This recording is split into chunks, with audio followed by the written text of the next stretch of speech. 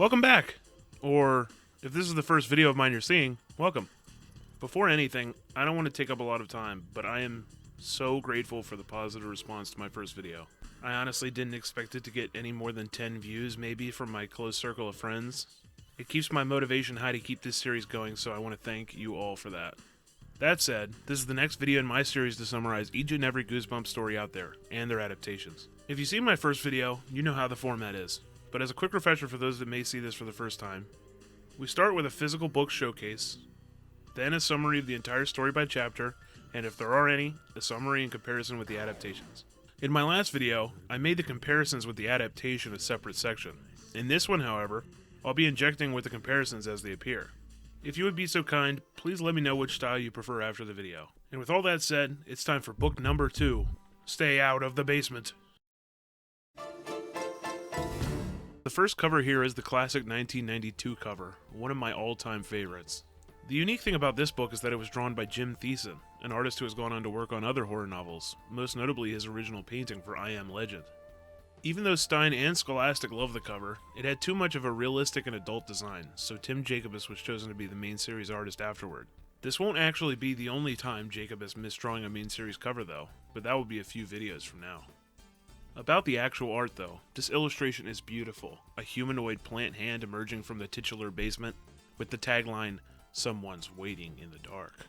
If we take a look at the back, we have the phrase, "Live plants, dead people?"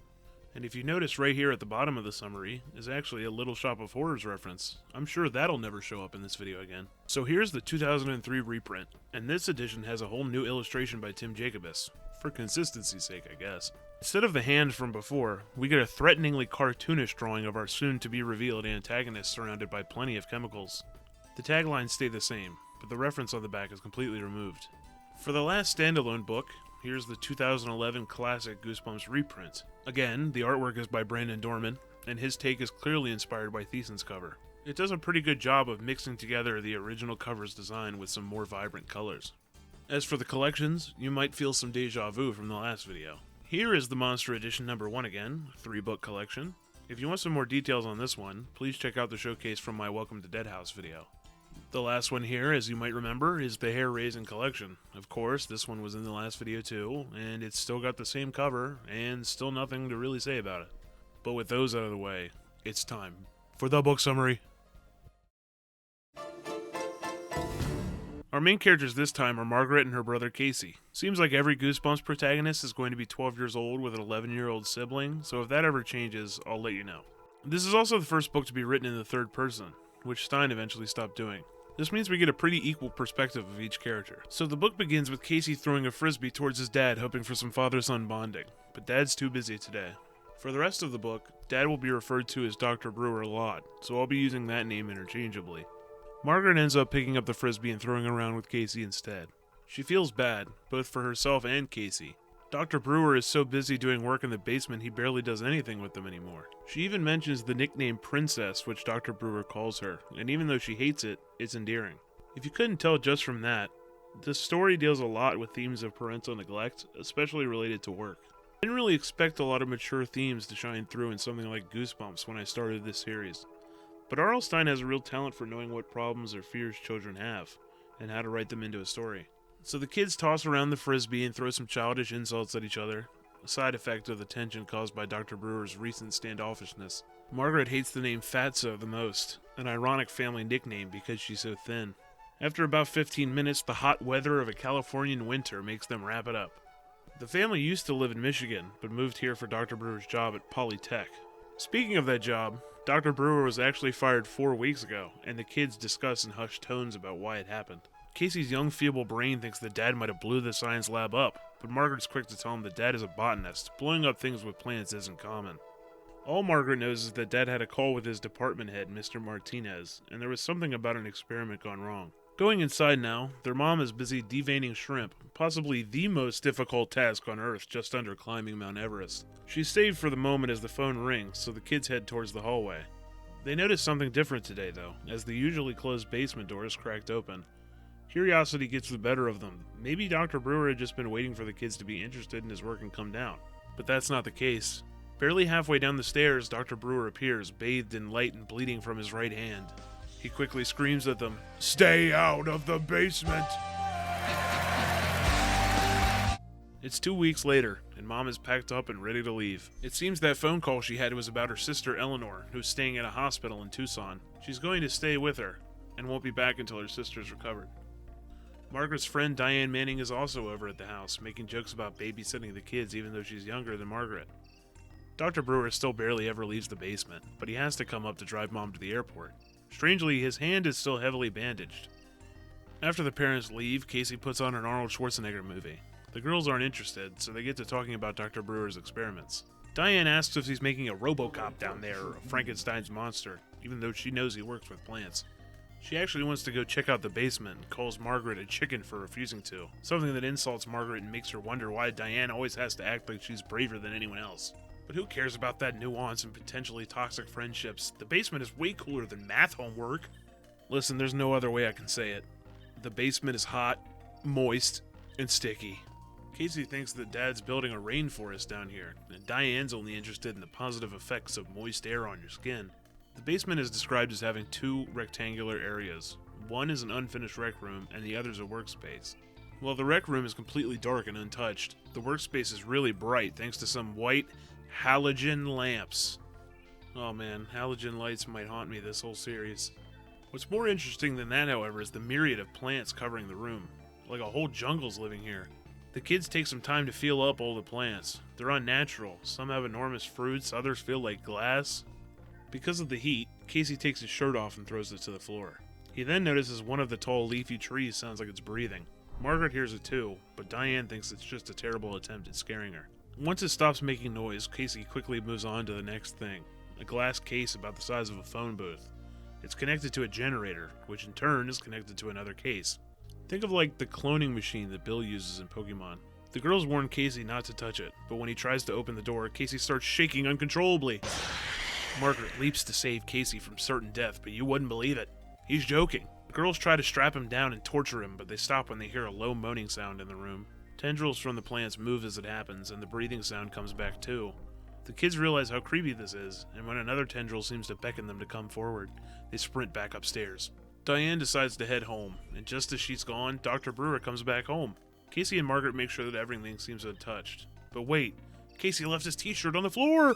The kids stand there and debate on how there's no time to go get it, but Margaret gives him the signal when Dr. Brewer is interrupted by their neighbor, Mr. Henry. They both have a completely one-sided conversation as Dr. Brewer doesn't really say anything at all. By the time the conversation's over, Margaret's freaking out. Who could take this long just to grab a t-shirt? She has no choice but to go downstairs and see what's happening.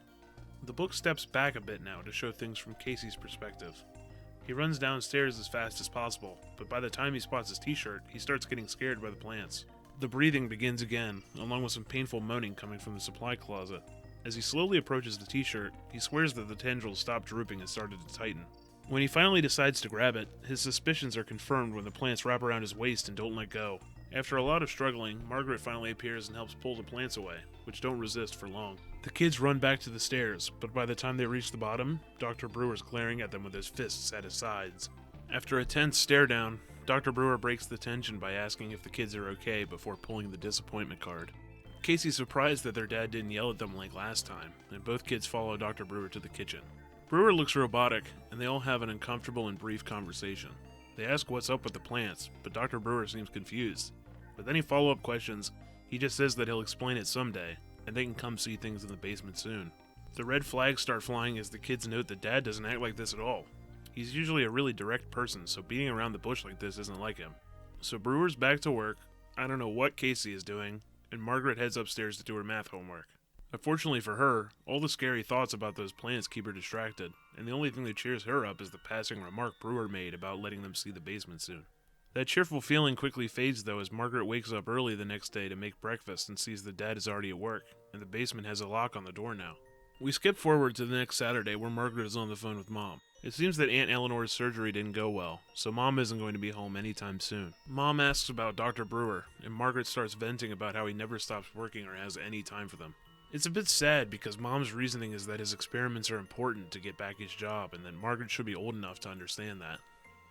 I don't really think neglecting your kids is really worth all that, but hey, you gotta get that bag. The conversation quickly shifts to mentioning that Dad wears a hat now. He's never had one before, but now he has an LA Dodgers cap that he never takes off. Mom laughs about it, but she quickly has to go and hangs up. Margaret broods in silence, feeling like an ass for talking about Dad when Mom is already stressed out about her sister. Casey's at a friend's house right now, so she decides to call Diane, after getting some lunch. By the time she gets downstairs, Dr. Brewer's already there. Margaret keeps a silent watch as she notices that Dad is shoveling handfuls of something into his mouth. She stays hidden as Dad heads back into the basement. She quickly goes to check what Brewer was eating. A bag full of plant food! Margaret is disgusted. How could her dad eat mud? As if he liked it. As if he needed it. She starts to turn around and a hand grabs her on the shoulder. Hold on. Alright, we are officially signing shoulder grabs into the Book of Goosebumps tropes. As you might have guessed, it was Casey. Margaret makes him a delicious peanut butter sandwich. That one's dedicated to my friends out there who are allergic to peanut butter. Then she explains to Casey how concerning the plant food is. Casey's laughing it all off, but Margaret starts venting again. She mentions it almost seems like Dad's turning into a plant. Casey uses this as an inspiration to start making fun of her. He starts looking like a zombie and going, "Oh, I am the incredible plant man. Plant man versus the weed woman."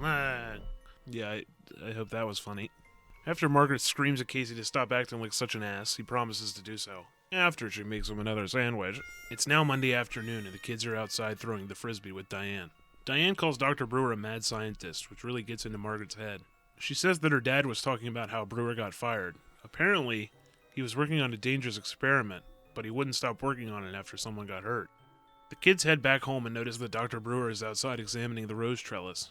Casey playfully throws the frisbee expecting Dad to catch it, but he's too slow and it knocks off his cap. Before Dr. Brewer can cover it up, the kids notice that all of his hair is falling out, and there are leaves sprouting out of his head! After being exposed, Dr. Brewer finally takes the time to actually talk to his kids. He says that the leaves are a side effect of his experiment to create an entirely new plant. Because this is a kid's book, he has to do a very simple explanation of genetic engineering. What he's trying to do is create an entirely new species of plants mixed with animal DNA. I'm not really sure how to tackle that legally or ethically, but let's also ignore the fact that that's probably impossible. He uses those glass booths that are in the basement to send and receive the DNA from one to the other. He keeps it vague and knows that he hasn't actually fully done it yet, but he's come very close. He starts to head back to his work when Margaret is like, "Wait, Dad, you never even explained the leaves on your head." And Dr. Brewer is like, "Yeah, I know. Nothing to explain. Just a side effect. Bye." Casey thinks that this explanation is perfectly reasonable, but Margaret is smart enough to have her doubts. Why was he so vague? How did this side effect happen? What animal is he even using? What's the deal with him guzzling down fertilizer? All these questions bounce around in Margaret's head so much that she can't even go to bed. After about 2 a.m, Margaret hears her dad moving around and decides that she must ask him about the plant food. Before she can ask him anything, she finds Dr. Brewer standing at the sink in the bathroom, and he begins cutting off that bandage that's still around his hand. After taking it off, it continues to bleed, but wait, that can't be blood. It's bright green! Margaret gasps, which alerts Dr. Brewer, and she runs back to bed convinced that he's coming after her. Margaret hides under the covers, and when she doesn't hear footsteps coming after her, she has a realization. She's terrified of her own father. She wants to call Mom and tell her to come home, but it's almost 3 a.m, and she knows that it wouldn't make any sense. She can't go to sleep, so she goes downstairs to grab a water bottle, but oh no! Another shoulder grab! She spills the water bottle on the ground, and who else but Casey? He can't sleep either. And while they clean up the water on the floor, they hear more groans from the basement. It's still locked, so Margaret helps Casey get back to his room before going to sleep. I'm amazed that she's even able to fall asleep with that dry mouth of hers.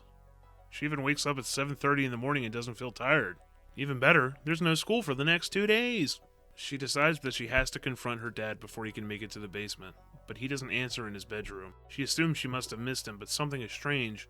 There are clumps of wet dirt all over the bed, with worms in them. Casey finally wakes up and Margaret takes him outside to discuss everything that happened. She mentions that she told Diane about some of it, and she suggests that they call the police. They try to deny that their dad is a mad scientist, but they can't really come up with a good defense. A few hours later, the kids are actually surprised when Dr. Brewer calls them inside. He made them lunch, a new recipe that looks mushy and green, maybe like a cream of broccoli soup. He says they'll be surprised when they try it, and that they can be his guinea pigs. When Margaret tries to ask him any questions, Brewer pivots to mentioning that Mom called earlier. Apparently Aunt Eleanor is okay, and Mom should be home soon, but who cares about that? The kids gotta try this slop! Every attempt by them to ask a question is interrupted by Brewer telling them to eat, and the tension rises as Margaret finally lifts the spoon to her mouth. The kids are unexpectedly saved by the bell when the door rings. As Dr. Brewer goes to open the door, the kids quickly shovel that slop into the garbage. It turns out that Mr. Martinez is here, Brewer's old boss from Polytech. He came to check in on Dr. Brewer's work. It seems that Mr. Martinez actually didn't want to fire Dr. Brewer, but the Board of Education forced him to. Brewer isn't really ready to show anything off, but Martinez is insistent that it'll just be a quick look.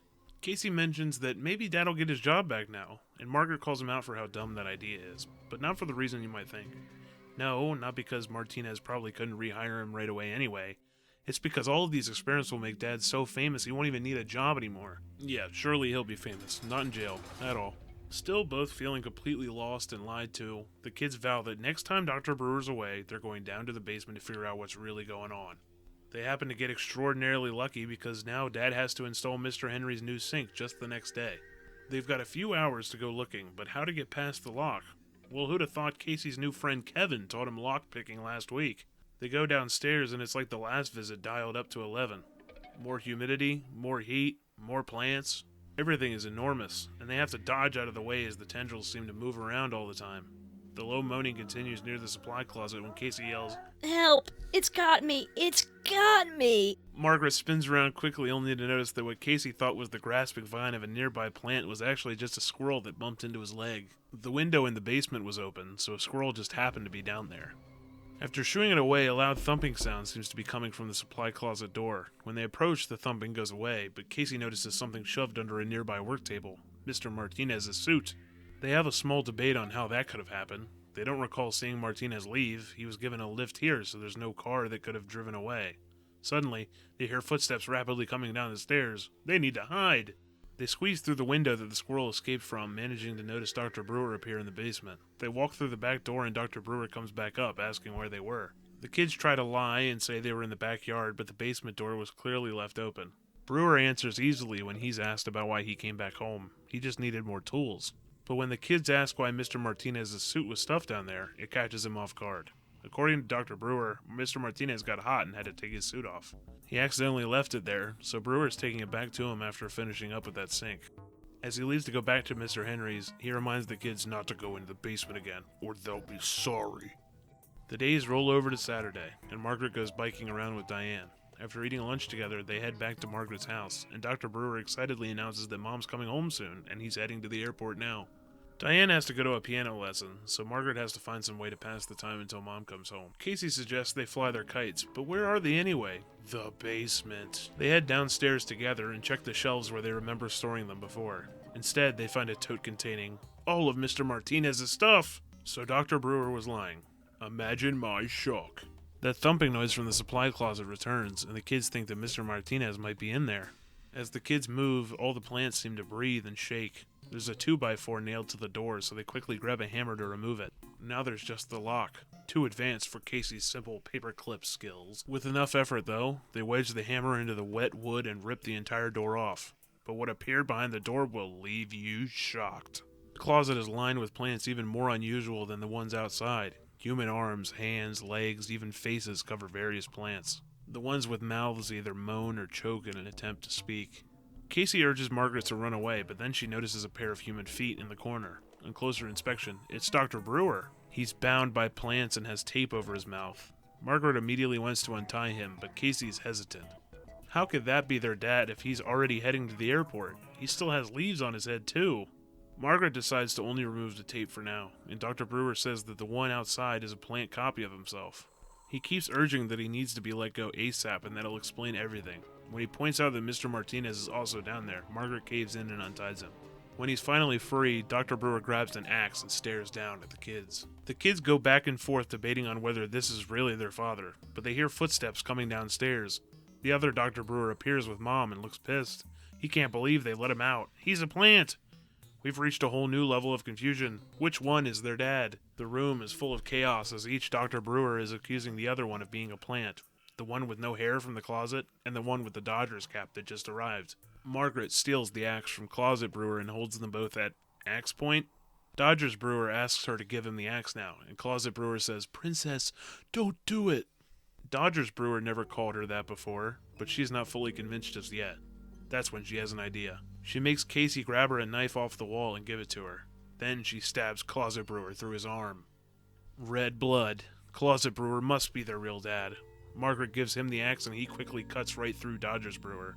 Green liquid starts spewing everywhere and the entirety of his internal body is just one huge stem. Yippee! Everyone is okay. Maybe they should get Mr. Martinez out of the closet, though. At dinner, the family takes some time to wind down. Mr. Martinez realizes how historic this accomplishment is, and he's going to try to get Dr. Brewer back at his old job. Let's not discuss how human-plant hybrid experiments are probably super illegal, though. After Mr. Martinez leaves, Dr. Brewer spends an hour killing almost all of the plants in the basement. It seems all of these groaning experiments were suffering, so it was the right thing to kill them. There are only a few normal ones left which could be put in the garden. And so, it's finally time for Dr. Brewer to explain what was happening.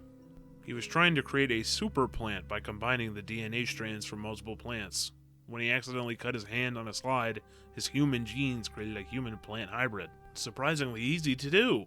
It seems Dr. Brewer got caught up in the exciting nature of creating a new species, and those suffering plants were just a casualty of the process. I guess that Frankenstein comparison was a bit more accurate than we thought. His curiosity reached its peak when he somehow made a near-perfect copy of himself which managed to take over his entire life. About those leaves on the top of his head, though, it seems that when he cut himself, plant material got into his bloodstream, and turning on the device caused a chemical reaction. His hair started falling out overnight and it grew leaves instead. It seems the leaves are starting to fall out though, so he's hopeful to grow his hair back. It looks like everything's just amazing now. If Dad gets his job back, he's turning the basement into a freaking epic game room. After the week ends, the plants, except for a few transplanted in the garden, are burned away, and the equipment is back at the university. They take a trip to buy a cool pool table for the rec room, and on Sunday, Margaret has a peaceful time in the garden until someone calls her name. What the hell? A little flower starts nudging her ankle. Please help me. I'm your father. Really. I'm your real father. What a twist! It's almost certainly the case that the flower isn't her father. It's honestly more of a comedic twist than a scary one. Odds are the dad will just end up killing all of the flowers now. The real horror comes from Dad getting his job back. It seems like the remorse that he had for making all of his experiments was real, but it's not like that's going to stop him from being a botanist. He got his job back because the experiment was so historic. Even though this seems to break some sort of moral or ethical code, we might see some plant-human clones in this universe's future. But with that book summary out of the way, it's time for the episodes. Just to mention again, for this video, I'll be bringing up the major differences as they appear. This will make the section itself longer, but it might flow better, and be easier to edit. So please let me know which style you prefer. So just like Welcome to Dead House, Stay Out of the Basement was given 2 episodes, but no introduction by R.L. Stine this time. The first part immediately starts with Mom leaving to go see Aunt Eleanor. No frisbee throwing or deveining shrimp this time. Casey's nice enough to buy a card for Aunt Eleanor, but it's not even in the envelope. Did he just buy a blank card and hope Mom would write it for him? Margaret's venting for the first time about Dr. Brewer always spending time in the basement. We cut back and forth with these shots of him using chemicals. We get a short explanation from Mom about how he lost his job, and she asks them to go find him. It seems that a few events have been condensed as Mom goes to the airport and Dad says, "Stay out of the basement!" on the same day. Brewer actually apologizes for raising his voice this time, but reminds the kids to never go in that basement. The kids are playing with some cool 90s gizmos until Margaret hears a groaning noise. It sounds like a suffering animal, so they have to go check it out. Whoa, stop. Let me address 2 major things. One is that Diane is not here. I guess she's cut out of the whole episode. Second, green. This place is so green. In the book, you might remember that the entire workspace portion was extremely bright, probably to simulate sunlight, but this is just a foggy green wasteland. I guess that fits the atmosphere of a TV show better anyway. So Casey takes off his sweater instead of his shirt this time and... Okay, I just can't get over this poor Canadian kid's acting. I wonder if Dad's doing the rainforest. I'm studying it in school. Anyway, Margaret approaches a moving plant and gets grabbed by its thorny tendrils. The kids don't actually seem surprised or scared of this at all, but when Dad honks the horn, they know they gotta get out of there. So, similarly to the book, Casey left his shirt in the basement, so he's gotta run to go get it. It plays out a lot like the book, except Mr. Henry, the neighbor, is completely cut out of the episode too. Instead, Dr. Brewer just spends an extra few seconds pruning some flowers and bushes for the hell of it. After wasting a bunch of time, Casey finally makes it out of the basement right as Dad gets there, and dodges the plants this time instead of getting tangled. Even though in this version Dr. Brewer doesn't find them at the top of the steps, he does keep badgering them until they confess. Just like the book, he asks if they're okay. He doesn't even say he's disappointed this time and just leads them straight to the kitchen. He's still extremely vague, but he does mention the process of hybridizing plants, which in the book didn't even happen until his hat was knocked off. Margaret cooks breakfast for Dad in the morning, and what's this? She's wearing a light cotton robe with slippers? That's weirdly accurate to the book, though she doesn't actually wear this until chapter 11. Later, Casey's making excuses for Dad's behavior, and when Dr. Brewer finally comes upstairs, he goes outside to play. By himself? You know, he asked Margaret to play catch with him earlier, so what is he gonna do, just throw a frisbee to himself? Damn. Well, there's no time for secrets in this house, as by the time Margaret gets up to talk to Dad, he's chowing down on that plant food. We've definitely reached the point of the switch, too, as Brewer has his hat on as well. He eats the plant food and then chugs this entire pitcher of water. Margaret doesn't even stay hidden, and Brewer doesn't even care. He's chugging like a maniac and just goes right back downstairs without even wiping his face. Also, you might have noticed his cap isn't even for the Dodgers anymore. He's repping S now. I don't know what that is. So Margaret notices the plant food and then calls Mom about it. In the book, she called Mom about Aunt Eleanor before the plant food incident, and she felt horrible for even bringing up how weird Dad was because Mom was stressed out. We don't give a damn about Aunt Eleanor this time. By the time she can say any more, our plant daddy Brewer snatches the phone away and locks Margaret in the staring contest before talking like a robot. Okay? Oh, that's a shame. Unlike the book, where Margaret was up all night thinking about questions for Dad's newly revealed leafy head, she's woken up in the middle of the night by some weird noises. When she gets to the bathroom, she notices Brewer's goopy green blood and leaf-covered head. She gets spotted and runs back to bed to hide. Interesting enough, Brewer actually does chase after her this time, but he eventually leaves as Margaret fakes being asleep. The next morning, Margaret wakes Casey up to tell him all about it, and even though he thinks she's joking, Margaret believes that Dad is a mad scientist.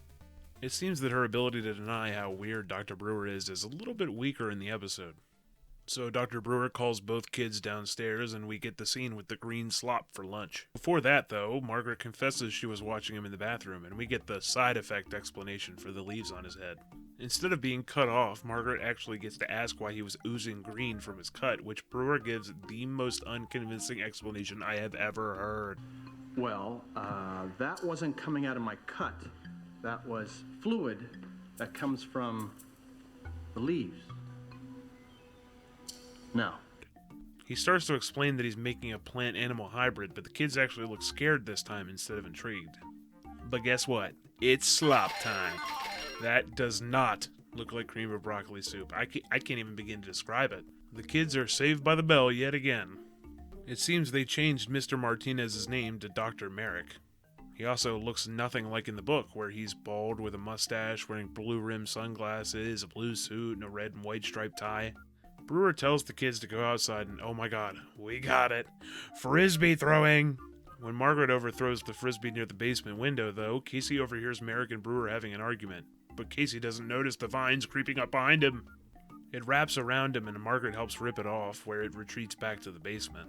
Dr. Brewer catches them near the window, and we get some great gaslighting that no, the plant did not grab you, and no, there was no argument, and yes, Dr. Merrick already left even though you didn't hear anything. Casey asks his dad to make sure he's not a mad scientist, but No, I'm an angry scientist.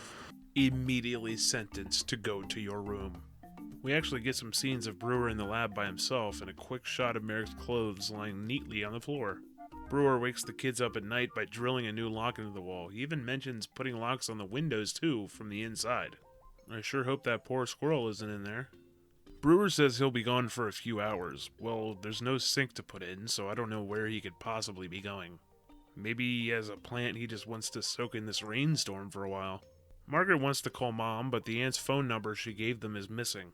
She's looking for the number, but Casey's just eating this peanut butter straight out of the jar. I mean, he's taking the tiniest little scoops. Dude, if you're gonna contaminate the whole jar, you might as well just go all in. Yeah, I got a little heated at that one. I like my peanut butter, man. What can I say? So Margaret brings up the idea of Brewer doing something to Merrick, and Casey's completely unconvinced. She decides to check Dad's room for the phone number, and Casey is the most unhelpful kid on earth. Come on, let's get out of here. The phone rings, and Casey stops Margaret as the answering machine activates. It's Gloria Merrick, Dr. Merrick's wife. It seems that this is how the kids find out that he's missing in this version. It's about this time where they have the Dad comes back to grab something when the kids expect him to be gone moment. I don't really know what he even needs to grab. Maybe a water gauge? Margaret ends up tripping over the answering machine and has to pick it up. By the time Brewer makes it upstairs and yells at Josh to go to bed, Margaret is still in there and has to hide. She hides under the bed, and even though it isn't smothered in dirt like the book, a few worms just fall from the sky right in front of her. Brewer drops Merrick's wallet on the floor too, as if it couldn't be any clearer, but picks both it and the worms up and leaves. Oh, I guess the dirt was just under the covers. Why does it have a heartbeat? So the kids head to the garage to suit up, and Casey grabs this entire canister of weed killer. No lockpicking skills from Kevin this time, just straight crowbar action. Casey starts spraying weed killer on anything that even moves. The humanoid plants aren't even hidden in the closet this time, and the basement just feels absolutely massive. The supply closet is only held shut this time by 2 easily disposed locks. Dad almost immediately heads out of the room, and he's tied up with ropes this time instead of plants. Both the debate between the kids and the ensuing conversation with Dad play out nearly exactly the same as the book. Instead of grabbing an axe, though, real Dad grabs the crowbar. Plant Dad appears again, without Mom this time. Plant Dad says all the bad stuff he did, the plant goob, kidnapping Merrick, the other guy did all that, not me. But once real Dad calls Margaret Princess, with no hesitation she sprays Plant Dad. Too bad, no axe or knife in this episode, bit too violent for my children's television. Instead of burning all of the plants, Brewer and Merrick load them up into Merrick's truck. Where they're going? No idea. And, oh my. Brewer does a quick explanation of what everything was about, cutting himself on the slide, accidentally making plant humans, then a clone. He doesn't actually sound very remorseful at all. Considering that this whole episode seems to have taken place over maybe a week instead of many, his speed in making scientific progress is insane. So Brewer says that they're having a mixed green salad for lunch, but that's just a funny joke. Burgers for everyone! Margaret stops to tie her shoe near some flower pots when they all start saying that they're her father. Not just one, but all of them. They all have different accents too. Margaret runs away scared, but this twist might even be funnier than the first one. Well, that was the episode. Not too bad. A lot was obviously cut out, but they kept most of what really mattered in. Sorry, Diane, Mr. Henry, and I guess Kevin. You'll be missed.